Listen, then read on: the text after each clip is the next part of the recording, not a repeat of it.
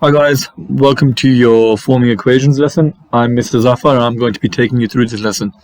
We will be looking at expressions first and then expanding on that to help us onto equations. Okay, so let's go straight into it.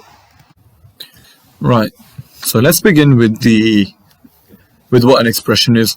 Okay, it's best if I show you this through an example. So an expression would be something like 3n, okay, or maybe 5n plus 6, right? Now, an equation, these are expressions, right? Okay. Now, an equation, this will be 3n plus 5 equals 4, something like that, okay? Or 5n plus 6. We'll leave it as just 5n. Well, let's leave this as 3n, and we'll leave this one as 5n plus 6 is equal to 7. Now, the main thing over here is that it's an equation, okay? This is now an equation. You can actually look at these and see what the difference is just by looking, okay? There's an equal sign, isn't it? Look, over here, it was just an expression, but now it's an equation, because it's equal to something, and you want to work that something out, okay? Now, forming an expression or forming an equation is just simply forming one of these. So using some sort of information to form it, right? Again, you'd want to see this through an example, so we'll do just that. So let's just say that we were told to, it's a completely random example. I'm going to be using perimeter in this case. It won't be the consistent one, but it won't be the main questions we'll have. But just as an example, let's look at perimeter.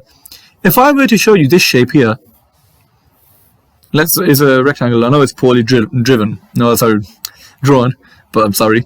And let's just say that I had these sides. You'd know that by the properties of a rectangle, that the rectangle will be 7, because the widths are the same and the lengths are the same. So you have to use these properties that you know. And then if I were to ask you the perimeter, it'd be 5 add 7 add 5 add 7, wouldn't it? Add everything around, 5 add 7 and 5 add 7. Okay? Well, let's just assume now you don't have numbers anymore. You have expressions. If you have expressions, that doesn't change. It doesn't change the fact that this is still a rectangle. So it will still follow the properties of a rectangle. So if it's asking you to find the perimeter of this shape, it's saying form an expression for the perimeter. Just do 8a add 3a add 8a add 3a, right? 8a add 3a add 8a add 3a. You're finding the perimeter all the way around. Now from here, you just use your knowledge of simplifying. 8a add 3a is 11a. Add another 8a is 19a. Add another 3a is going to be 22a. Okay, nice. So that's our first example there done. Oh yeah, just to show you, it's also with the slides that to find the perimeter, we add all the sides and we can then write the perimeter from there. This 16a plus 6a you can simplify even further to become 22a, of course. 16a plus 6a. 16 add 6 is 22a. Okay, good. Okay, let's look at another example. Let's just say that this will be more specific to the type of questions that you would have as well. Let's just say that there are n pupils in the row. 2 more join the row. How many people are in there now? Well, it's going to ask you to form an expression for this. If there were originally n and 2 more have joined, that means it's now n plus 2, isn't it? Because now you have 2 more joining. Okay? A second row of n pupils is added. Show this as an expression. Well, you know that n is the original, yeah? We'll start it off as a new row. We won't use this example. Let's use it as another example, okay? So let's just say that there are n pupils in the row, and a second row of n pupils has been added. So a second row of n pupils has been added. N add n, one add another n. It's going to give us 2n, isn't it? Do you see how we are creating expressions? This is simplifying, by the way. It's not actually an equation because it was written as an equation there. But this would leave us with 2n, wouldn't it? Again, look, there's no equal signs. It's just expressions. right? Now there are a total of 50 pupils in the entire group. Form an equation using the expression you just formed. Okay, so we just formed this expression over here, 2n. If we want to make it an equation, well, we know that there are a total of 50 pupils. So using this expression that we just created from the two rows, this will be 2n plus 50. No, sorry. Oops. There are 2n rows, right? And there are a total of 50. So these two n's, whatever n is, it's going to add, these two n's are going to add to equal 50. So we use the expression and we made an equation from there because we know what this expression is now equal to, because we were told that there are a total of 50 groups.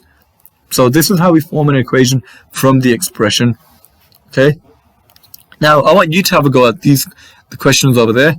Of course, as usual, I'm going to let you pause the video, and then once you're ready, you can unpause it. Okay, so you can pause now.